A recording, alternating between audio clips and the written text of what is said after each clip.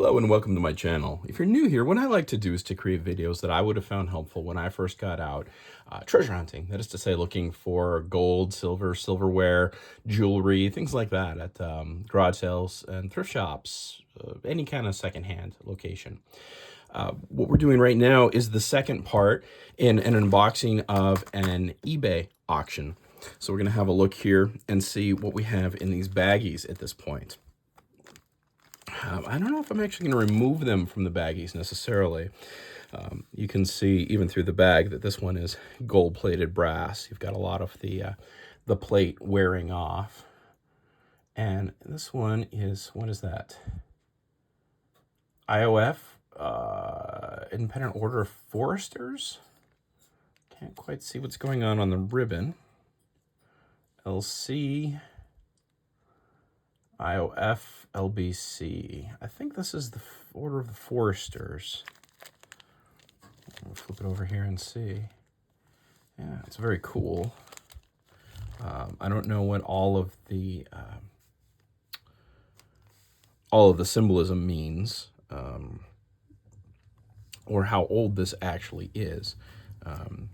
These are the types of things that kind of end up in auctions that I grab for other reasons, because I'm mostly after the precious metals, or at least the precious metals are what I've learned, and I haven't quite delved into the history of all these pieces yet. We certainly have enough that we will be able to delve into the history of them as time progresses. But my videos are mostly about trying to figure out what something actually is made out of, to see how precious it is. Because the more precious the material something's made of,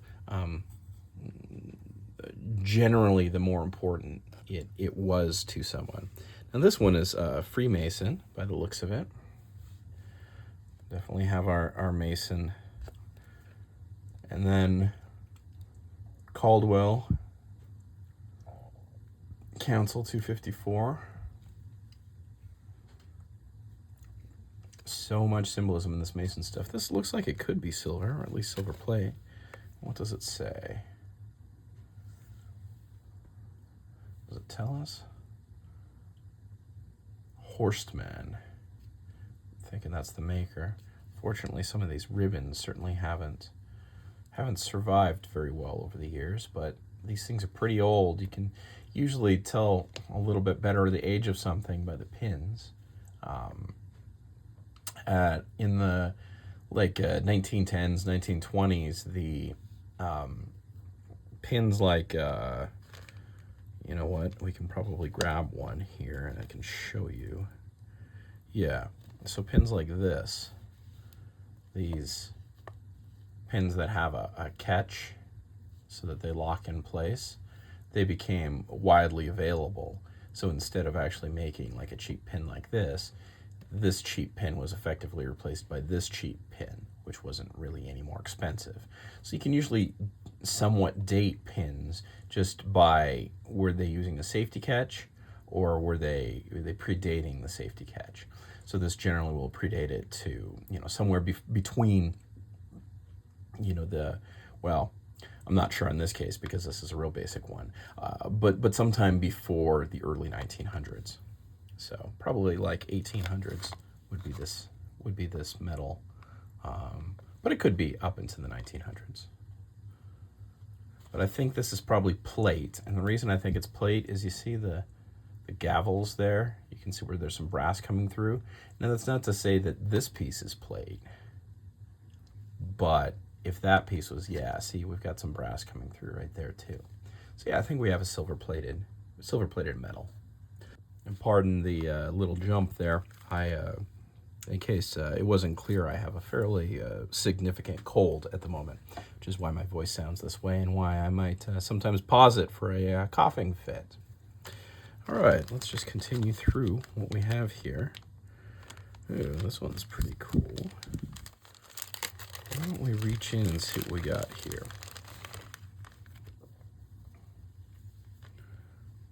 Oh my. So someone helpfully provided me with the word I was looking for in a previous video. I can't recall their handle currently, but this is Enamel, in here.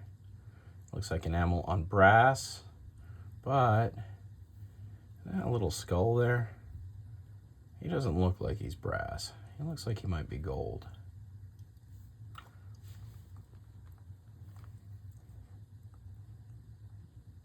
What do we have? We have a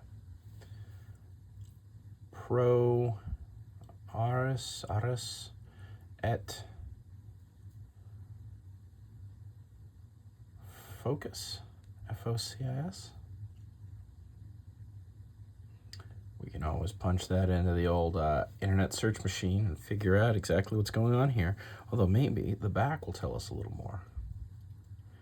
We got a little bit of information there, maybe.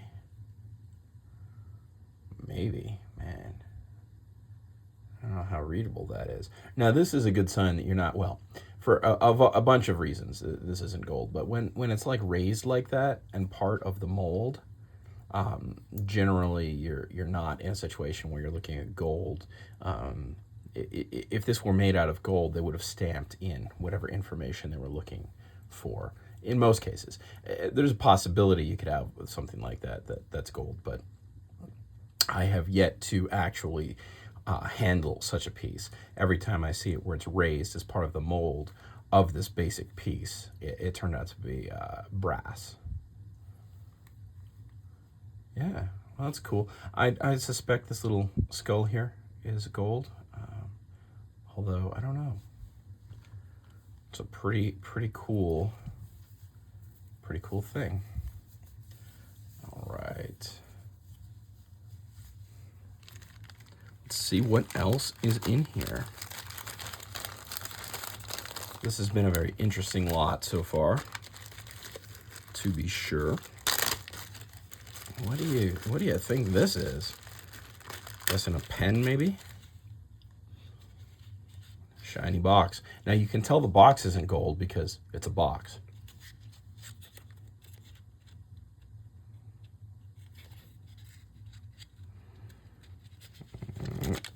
Oh, it's a pen. 100th anniversary, Sunset Lodge, 2001. That is a very modern pen. Although I suppose at this point, 2001 is, what, 24 years ago? I feel old all of a sudden. And not just because of the cold. All right, what do we got in here? Oh, that cost somebody $10, or they tried to get $10 for it. Saratoga 1896 convention. That's pretty cool. Look at that. A little brass and enamel pin from 1896 in a little coin sleeve. Yeah, so there you have a really good example of the kind of latches that you would have seen. And then also the style changed. You can see how the pin extends so far past.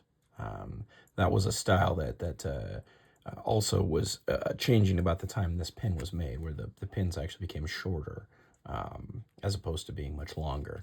I'm not sure why that changed, but I do know that the type of pin is an extremely good way to start to get an idea of the date of a particular pin. Cool. What do we got here? James R. Grimm. Looks like a little Freemason token, probably gold-plated brass. Does it say? Lodge number 623, 1983. So you're definitely, in 1983, you're definitely not looking at a precious metal with something like that. That's just a bit of brass. Speaking of a bit of brass, looks like we have a belt buckle. Mason belt buckle. This is more modern by the looks of it, probably 80s also. Maybe it'll tell us right there. No. Yeah, maybe. Just have to flip this up. If I can open it. Oh, come on. Why can't I? Oh, all right, then we got it open. Let's see. Oh, we got lots of verdigris too, so it's always a good sign that you've got brass. Not that this wasn't obviously brass. 1981. Very good year. Okay. What do we got here? Well, that is interesting. That looks like enamel on brass. Definitely more modern. You know, it's funny. I've seen quite a lot of this kind of stuff in earrings. There's probably a name for it. I think the jewelry people can probably say that or tell me what it is. But I've never seen one that was actually Shriner related. It's kind of cool. All right, let's finish out what we got here. We have looks like this was a medal, the Grand Lodge of the state of Iowa.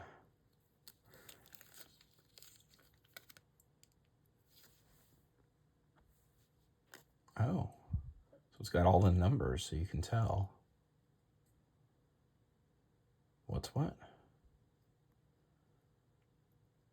Cool.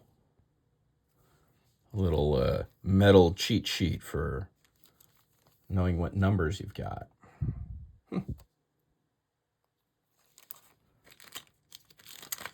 we have a Knights of the Maccabees.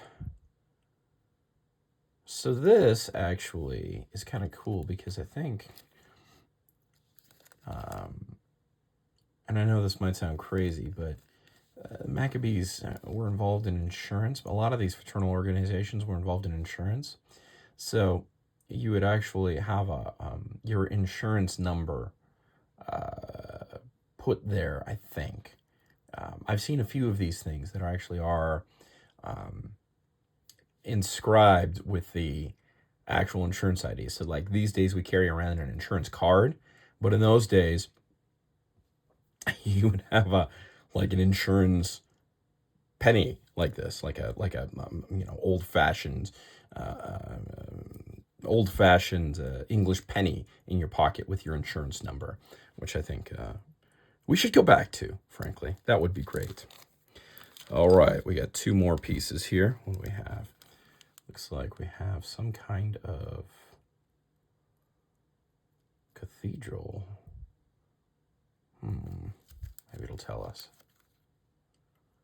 Cathedral Church, St. John the Divine, New York. Oh, that's cool. It's got some letters there. I wonder if that tells us who made it. Yeah, probably. W&M Co. Anything on the edge? No, I think it's just a brass token. Doesn't have the heft that gold would have, and to get like a souvenir of pilgrimage.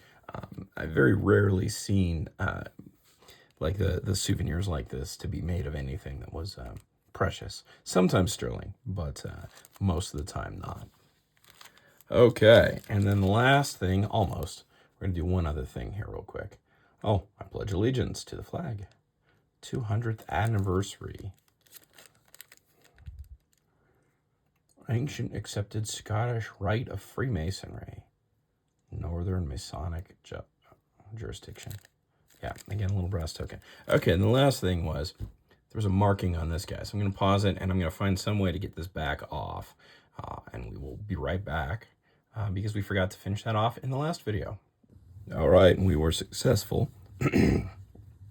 But this thing is definitely just plated. I'm not sure what it actually says. I can't quite make it out. Maybe we'll be able to on this camera. No, I don't think so. But it is, as you can see, plated steel. All right. Oh, and we forgot there was a moose pin here. Well, if you're hearing this, you know my voice is done. If you enjoyed the video, please smash that like button. If I haven't earned your subscription yet, I hope I did with this frog-voiced video for you.